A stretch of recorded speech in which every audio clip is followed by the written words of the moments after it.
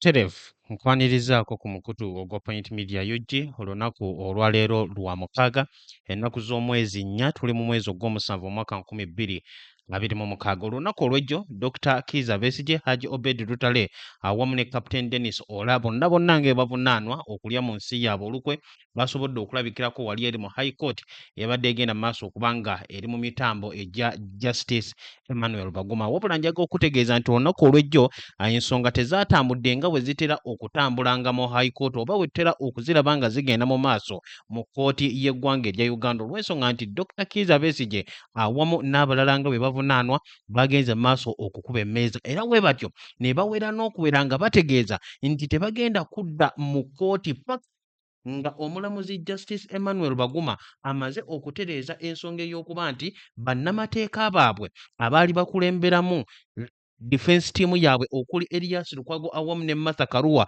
ng'ebyo byonna ebyagenda mu maaso okubanga bibajingirirwako era bibateekebwako gavumenti eno eya General Yoweri Kaguta Museveni bimaze okubanga bibagibwako.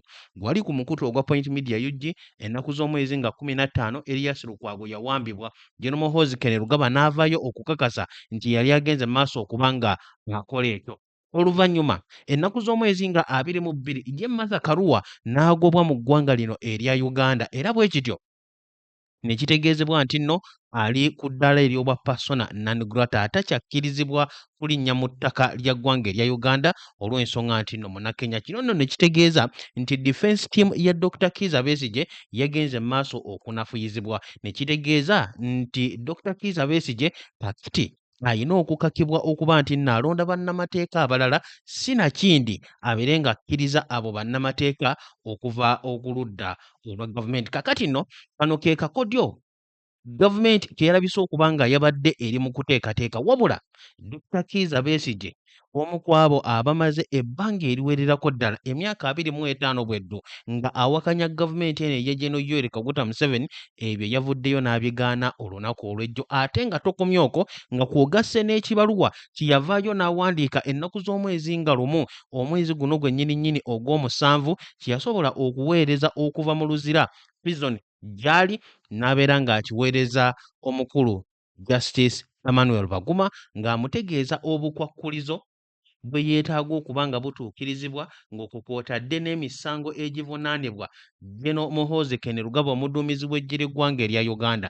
Omukulu Dr. Kizza Besigye n'ategeeza nti singa bino byonna bibeera tebikoleddwako omusango guno guyinza obutagenda mu maaso. Kakati mu kusooka ennaku oba wiiki eziyiseeko emabega enteekateeka zaabadde nti omusango guno ogwa Dr. Kizza Besigye oluvannyuma lw'okumala emyezi egisoba mu 18 ng'ali ku alemanda ng'omusango gwe teguwozesebwa ennaku z'omwezi nga 3 mu kumalako omwezi ogw'omukaaga waabadde wajja kubeerawo waakiri okutandika kw'okuwozesa omusango guno naye ate gavumenti bw'etyo n'esalawo okukozesa akakodyo ak'okunafuya defense team eya Dr. Kizza Besigye. Kakati kye tulaba nti nno bano bagaanidde ddala era bagamba nti tebagenda kugenda mu maaso okuggyako ng'ensonga ezo ziteredde. Gwali ku mukutu ogwa Point Media UG mu katambi kaffe ak'olunaku olwaleero tugenda kuba tukuwa ekinyusi eky'ensonga zonna nga bwe zaabadde mu kkooti olunaku olw'ejjo. Bw'ataasobodde kutegeera ki kyabaddewo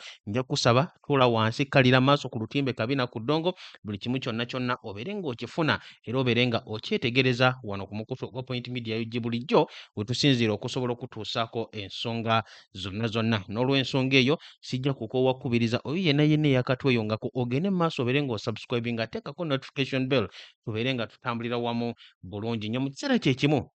Gwali ku mukutu ogwa Point Media UG njagala okujjukiza omusajja wa Katonda ow'obuwanguzi Ibra nga gwe wenna ali eyo ng'olina ensonga ekusumbuwa oba ekutawaanya mutuukire ku namba eri nooti 764 637 34 ow'obuwanguzi Ibra ng'okakasa nti ajja kubakolako bulungi nnyo era ensonga zijja kuba zitereera bulungi nnyo nnyini ddala. Kakati okusinziira ku bubaka bwe twagenze mu maaso okuba nga tufunako kyategeerekeseeko nti Dr. Kizza Besigye awamu ne bakko accused baagaanye okuddayo mu kkooti nga bagamba nti okuwambibwa okukwatibwa n'okutiisatiisa kwa bannamateeka baabwe nga kw'otadde n'abamu ku abo abaabadde beeteeseteese okubeeyimirira nga Honorable Ssemujju Nganda ono nga mu kaseera kano takyalimu mu ggwanga erya Uganda tebajja kuba nga baddayo mu kkooti era baavuddeyo ne bategeeza nti okuwozesebwa mu mazima n'obwenkanya tekijja kusoboka singa babeera tebali mu kuwolerezebwa bannamateeka bo bennyini bye baagala babeere nga babawolereza. Mu kulabikako olunaku olw'ejjo mu kkooti, Dr. Kizza Besigye, Haji Obed Lutale Kamulegeya awamu ne Captain Dennis Ola tebaabadde yadde ne munnamateeka n'omu bw'ati. Tebaabadde, wuliriza bulungi, tebaabadde ne munnamateeka n'omu bw'ati. Wabula bano ne bagenda mu maaso okuteekawo embeera era ne bateeka akazito ku Justice Emmanuel Baguma.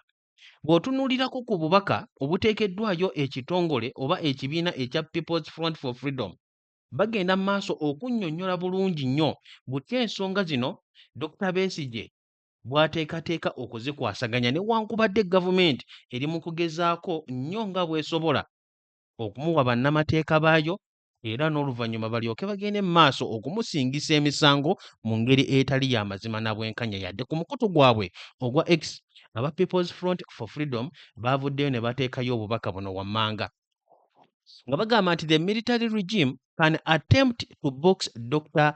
Kizza Besigye and Haji Obed Lutale into a corner, but they have fundamentally underestimated the unyielding conviction of our leaders. Aba PFF bagamba nti gavumenti eno ey'olumira mwoyo esobola okugezaako okuteeka Besigye ne Haji Obed Lutale mu buguli n'ebaako weebanyigira n'ebasibira eyo, wabula tebageza ne babuusa amaaso obumalirivu bw'abakulembeze bwabwe bano ababiri. Aba PFF bagamba nti the state seems to believe it can weaponize the bench to force alternative state-imposed legal representation onto the accused. They have erred egregiously. Bagamba nti gavumenti erabika ng'eri mu kukkiriza nti basobola okukozesa bench ng'ekyokulwanisa babeere nga bakaka Dr. Besigye ne Haji Obed Lutale okuba nga baweebwa bannamateeka ababakakiddwako okuva mu gavumenti. Wabula aba PFF bagamba nti gavumenti yayokyezza kyeriko mu kaseera kano eringa etekimanyi. Bagamba nti from the very inception of this heavily fabricated treason case, we have maintained that this is a partisan predetermined hit job masquerading as a judicial process designed solely to convict our leaders. Bagamba nti okuviira ddala ku ntandikwa y'emisango gino emijingirire egyateekebwa ku Dr. Besigye ne munne egy'okulya mu nsi yaabwe olukwe, bazze nga bategeeza era ne balemerako nga bagamba nti emisangosango gino oba ebisangosango bino bya bufuzi ebyateekebwateekebwa okwagala okwefaanaanyiriza oba okwerimbika mu judicial process basobole okugusingisa abakulembeze baabwe. The state has resorted to pure cowardice. Era aba PFF bagamba nti mu kaseera kano gavumenti eya General Yoweri Kaguta Museveni esazeewo ebeere ntiitiizi. They think they can terrorize. Balowooza nti basobola okutiisatiisa, abduct, okuwamba and deport our leaders' defense team and then force state-appointed lawyers onto them for choreograph a fake guilty verdict. But truth can never be buried in the dark. Bagamba nti gavumenti erowooza nti ejja kutulugunya etiisetiise egobe defense team y'abakulembeze baabwe olwo nno balyoke bateekawo bannamateeka baabwe babeere nga bafumba guilty verdict egamba nti Dr. Besigye ne munne gumusinga, wabula bagamba aba PFF nti amazima tegasobola kukuumibwa mu kizikiza lubeerera. Era bagamba nti these are the brutal realities we face daily in our pursuit of a democratic Uganda. nti embeera eno ey'akatyabaga mu Uganda eyandibadde eya demokrasiya gye bayitamu buli lunaku. The state has no evidence on the error. Era bagamba nti gavumenti yadde n'akatini terina bujulizi buyinza kulumiriza abakulembeze baabwe okuggyako okutiisatiisa. Our leaders refuse to be accomplices in their own political hanging. They insist on their chosen legal team led by Special Counsel Martha Karua and Counsel Elias Lukwago. Era bagamba nti abakulembeze baabwe Dr. Besigye awamu ne Haji Obed Lutale baagaanye okuzannya akazannyako okubanga bo bennyini beeteekamu omuguwa. Era balemerako baagala bannamateeka bo bennyini be beerondedde ate nga bannamateeka abo bakulemberwamu Special Counsel Martha Karua eyagobeddwa mu ggwanga erya Uganda nga kw'otadde ne Elias Lukwago mu kaseera kano ali mu kkomera nga naye yagattiddwa ku fayiro y'emu ey'emisango gya Dr. Kizza Besigye. Aba PFF bagamba nti Dr. Besigye stood authoritatively before Justice Baguma and sent a clear message to the state. Nti Dr. Besigye yayimiridde mu buyinza n'amaanyi mu maaso ga Justice Baguma n'asindika obubaka obutaliimu yadde n'empulunguse eri gavumenti. Obubaka buno bugamba nti we will not willfully return to this court or participate in this judicial farce until the issue of our legal representation and our human rights enforcement applications are properly decided. Bagambye nti tebajja kudda kyeyagalire mu kkooti eya Justice Baguma okwenyigira mu kulimbika kw'obwenkanya buno n'amateeka okuggyako ng'ensonga zaabwe ez'abaani abagenda okubawolereza era okuggyako nga omusango gwe baateekayo ku General Muhoozi ogw'okubanga yalinnyirira eddembe lyabwe tebinnaba kusalibwawo bulungi. We shall not relent in this fight. Era bagamba nti tebajja kunafuwa yadde n'okupowa mu lulwana luno. We call upon every Ugandan to rise up, stand with our leaders and fight for a country governed by the true rule of law. Aba PFF bakuba omulanga eri buli munnayuganda okuyimirira awamu n'abakulembeze Dr. Besigye ne Haji Obed Lutale balwanirire eggwanga erifugibwa era eritambuzibwa ku nkola ey'amateeka entuufu. Wali ku mukutu ogwa Point Media UG, Dr. Kizza Besigye, Haji Obed Lutale bwe batyo bagenze maaso okuteekinga stand nga bategeeza nti embeera eno yonna tebajja kugikkiriza kubeerawo era ensonga tebajja kukkiriza kuzitwala mu maaso okuggyako ng'ensonga zaabwe zikoleddwako. Bwali ku mukutu ogwa Point Media UG, tugenda kuvaako mu bulango bwa bakama baffe katono nnyo we tukomawo. Tugenda kuba twongera okufuna details ku biki ebigenze mu maaso okubeerawo wali eri mu kkooti enkulu mu kibuga Kampala eri mu kkubirizibwamu Justice Emmanuel Baguma.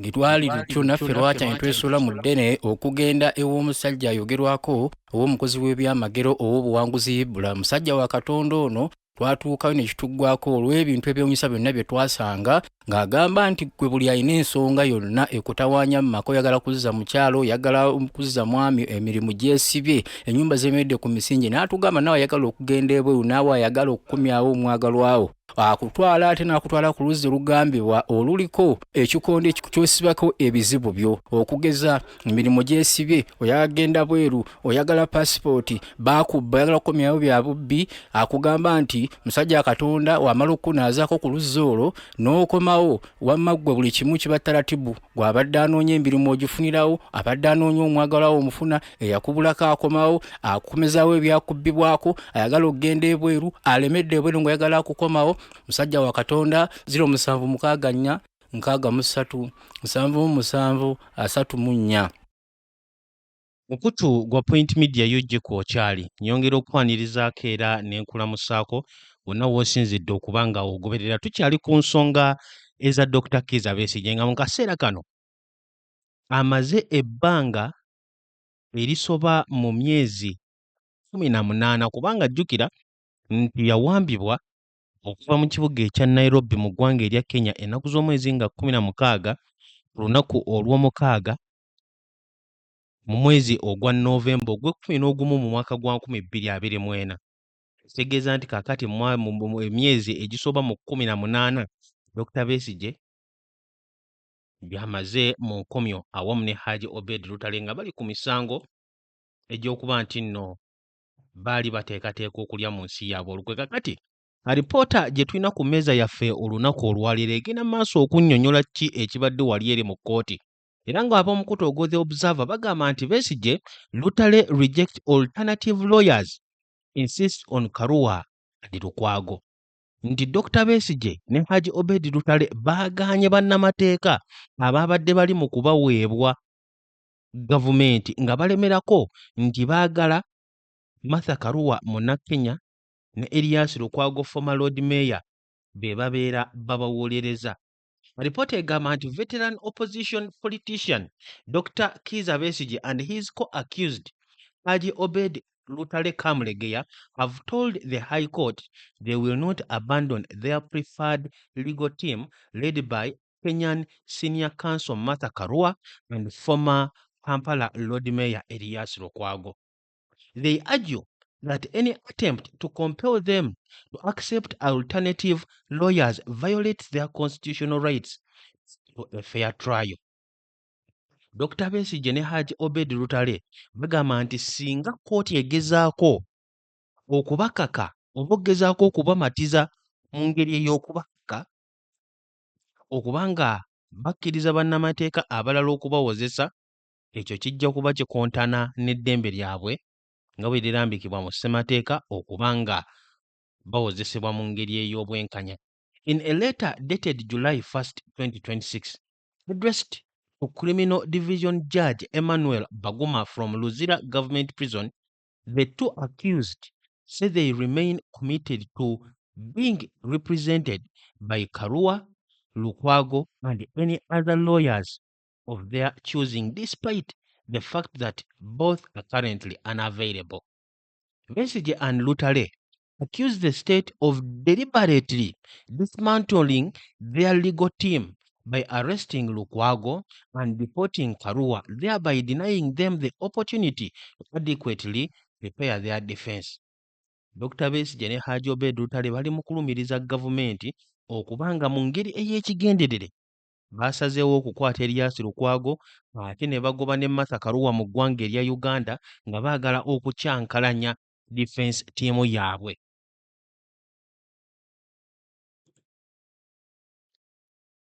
Alipoota y'ab'omukutu ogwo The Observer bagamba nti according to the letter, Lukwago was arrested after attempting to serve court documents relating to their human rights enforcement application. He was subsequently charged with misprision of prison, denied bail, and remanded to prison. The two also cite Karua's deportation from Entebbe International Airport and her subsequent designation as a prohibited immigrant. They say Karua had been appointed to lead their defense and argue that her removal was intended to deny them legal representation of their choice and compel them to accept state-approved lawyers. Alipoota etugamba nti nga Erias Lukwago yali agezaako okutwala ebibaluwa bye bakuntumye ku misango Dr. Besigye ne Haji Obed Lutale gye baateeka ku General Muhoozi egy'okulinnyirira eddembe lyabwe, yakwatibwa. Oluvannyuma lw'okukwatibwa n'ateekebwako omusango ogw'okusirikira obubaka ng'ategeddeko nti Besigye ne Lutale baali bateekateeka okulya mu nsi yaabwe olukwe. Nammibwa bail era bw'atyo n'abasindikibwa ku alimanda. Besigye ne Obed Lutale bagamba nti n'okugobwa kwa Martha Karua okuva ku kisaawe ekya Entebbe International Airport ekya Uganda, oluvannyuma ne bamulangirira nti takyasobola kuddamu kulinnya kigere ku ttaka ly'eggwanga erya Uganda, kineno kyakoleddwa kigenderere. Era nga bagamba nti baabadde baagala, gavumenti yabadde eyagala ebawalirize okubanga bakkiriza bannamateeka abo be balondedde. Their complaint follows directions issued by Justice Baguma during proceedings on June 30th in relation to their latest bail application and a separate human rights enforcement case against the Chief of Defense Forces CDF General Muhoozi Kainerugaba, together with Colonel Peter Ahimbisibwe and Lieutenant Colonel Ephraim Byaruhanga, who are accused of participating in their arrest in Nairobi in November 2024. Okwemulugunya kwa Besigye ne Haji Obedi Lutale kwaddiridde ebiragiro ebyaweebwa Justice Baguma mu proceedings ezaali mu kkooti ennaku z'omwezi nga 3 June ku nsonga ezeekuusa ku bail application yaabwe awamu n'omusango omulala ogw'okuba nti baali balumiriza omuduumizi w'eggye ly'eggwanga General Muhoozi awamu ne Colonel Peter Ahimbisibwe nga kw'otadde ne Lieutenant Colonel Ephraim Byaruhanga okuba nga baalinyirira eddembe lyabwe bwe baabakwatira mu kibuga ekya Nairobi mu Kenya mu mwaka gwa 2024. Besigye and Lutale fault the judge for proceeding with both matters despite being informed that they currently have no access to their preferred legal team. Era bwe batyo mu kkooti olunaku olw'ejjo ne banenya omulamuzi Justice oba Judge Baguma olw'okugenda mu maaso n'okuwozesa oba olw'okugenda mu maaso ne kkooti okutuula kyokka nga ensonga zaabwe zombi zabadde tezinnakolebwako naddala nga bamaze n'okubategeeza nti tebalina bannamateeka baabwe.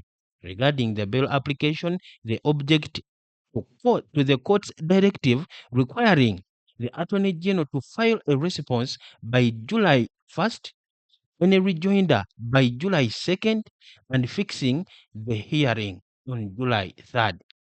Lunaku olw'ejjo jjukira nti no lwe lwabadde ennaku z'omwezi nga 3 wabula Dr. Besigye ne Haji Obedi Lutale baagaanye ekiragiro ekyavudde mu kkooti ekyali kyetaagisa Attorney General okwanikula ku nsonga za General Muhoozi Kainerugaba awamu ne bali bannamagye ababiri okubanga bajja kuba bamaze okuteekayo okwanikula kwabwe ennaku z'omwezi nga 2 wabeerewo okukyusakyusaamu oba enkyukakyuka ezikolebwa ate ennaku z'omwezi nga 3 ejjo kkooti ebeere ng'etuula okuwuliriza ensonga. They argue that the 3 days schedule is unrealistic for accused persons in prison who have no legal representation.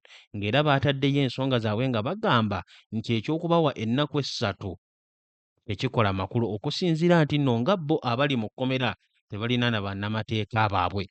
According to the letter, preparing affidavits, serving court documents, and consulting lawyers while in detention cannot reasonably be accomplished within such a short period.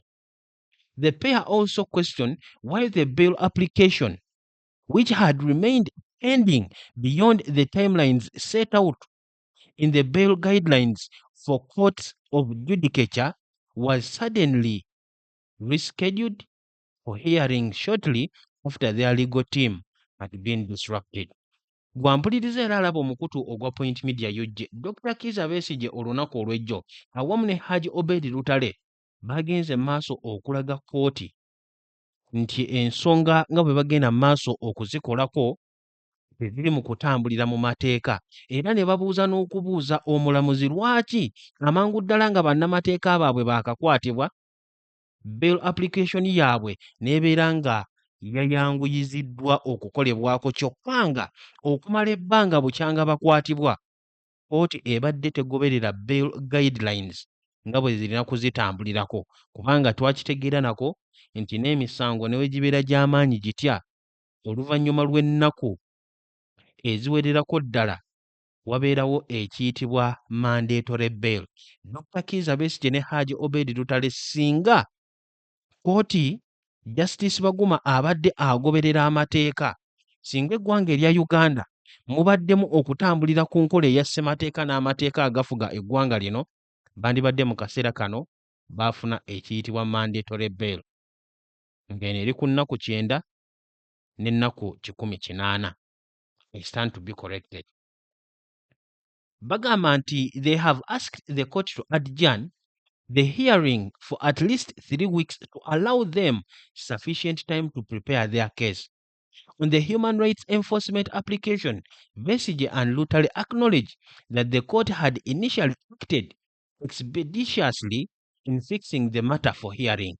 Ku nsonga ey'okubanga eddembe lyabwe lyalinnyirirwa, Besigye ne Lutale baasoose ne basiima kkooti nti mu kusooka bwe bakkiriza bannamateeka baabwe okuli Erias Lukwago okutwala ebipapula bye bakuntumye eri General Muhoozi, Attorney General awamu ne Kano Peter Ahimbisibwe nga kw'otadde ne Lieutenant Kano Ephraim Byaruhanga, kkooti yali ekoze bulungi. However, they argue that the arrest of Besigye and deportation of Karua have fundamentally altered the circumstances under which the case was to proceed. Naye ne bategeeza nti ate okukwatibwa kwa munnamateeka waabwe Erias Lukwago n'okugoba kwa Martha Karua okuva mu ggwanga erya Uganda, kino ne kibeera nga kyakyusaamuuko ku butya ensonga zino bwe zigenda okukwatibwa. They also question whether the respondents, General Muhoozi Kainerugaba, Colonel Peter Ahimbisibwe and Lieutenant Colonel Ephraim Byeruhanga were ever properly served with the application. Beebuuza oba ebipapula bye bakuntumye byatuuka ku General Muhoozi awamu ne bannamagye abalala. According to the letter, although 3 affidavits in reply have been filed, none was sworn by the named respondents themselves. Era ebipapula oba bbaluwa ya Dr. Besigye ne Haji Obed Lutale bagamba nti okusinziira ku affidavits ezaaweebwayo mu kkooti, tewali n'omu ku abo be baawawaabira General Muhoozi, Kano Ahimbisibwe awamu ne Lieutenant Byaruhanga abaavaayo ne bateeka emikono gyabwe ku affidavits ezo. They say they intend to seek orders requiring both the respondents and the individuals who filed the affidavits to appear in court for cross-examination before the applications are determined. The accused also reject Justice Baguma's suggestion that they appoint alternative lawyers, arguing that the proposal ignores the practical realities of incarceration. Dr. Besigye ne Lutale baagaaniddewo okuteesa kwa Justice Baguma we yabadde abagamba nti nno basobola okulonda bannamateeka abalala. Ne bagamba nti singa ekyo bakikola kubeeranga okubuusa amaaso okusibwa kwe bali mu kuyisibwamu mu kaseera kano okutali mu kutambulira ku mateeka. They further complain that despite previous court orders allowing their lawyers to consult them using electronic devices, they have been unable to properly review the prosecution's evidence in preparation for trial. Besigye and Lutale have since filed another application seeking a determination of issues surrounding their legal representation, which they describe as the most urgent matter before the court. They argue that until the application is heard and their preferred legal team is restored, it would be impossible to fairly proceed with the bail application, the human rights case, or preparations for the main trial. Besigye and Lutale were arrested in Nairobi on November 2024 during the book launch organized by Karua. The prosecution, however, alleges that the two had traveled to Kenya to coordinate plans to overthrow the Ugandan government. Further claims that several opposition politicians and activists, including Erias Lukwago, participated in meetings held outside Uganda where plans to remove the government were allegedly discussed. Court records also indicate that some of the meetings were covertly recorded by an American national identified as Andrew Wilson, whom prosecutors describe as an informant who later worked with Ugandan security agencies. Kakati, olunaku olw'ejjo ako ke kavuyo akaabadde mu kkooti. Wabula nga Dr. Kizza Besigye, Haji Obed Lutale newankubadde bannamateeka baabwe bwe baabadde nabo, bano baagenze mu maaso okulaga nti tewali n'ekimu kye bajja kukkiriza kugenda mu maaso, naddala eky'emisango gino okuba nga giwozesebwa, si misango gyokka wabula n'ensonga ez'eddembe lyabwe eryalinyirirwa nga kw'otadde n'ekyokuba nti nno bannamateeka baabwe baabaggiddwako, bano baategeezezza nti tebajja kukkiriza bino kugenda mu maaso. Omu ku bannamateeka omukulu Kanso Aaron Kiiza naye yavuddeyo okuteekayo obubaka okwongera okukuba ttooki n'okunnyonnyola embeera eno yonna egenze mu maaso okuba ng'ebeerawo. Aaron Kiiza yapositinze ng'agamba nti it is impossible to have a fair trial for Kizza Besigye and Lutale. The state has already convicted and sentenced them to hanging without trial.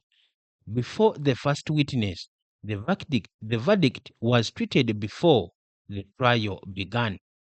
Uganda's Chief of Defense Forces, CDF, the president's son, did not wait for a court.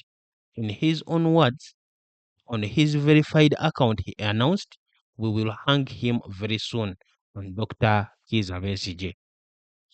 He will not escape his just sentence.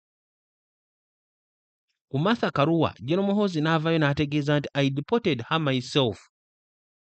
On lead counsel Martha Karua turned back to Entebbe Airport. "Please serve the papers and I will arrest both you and whoever serves them.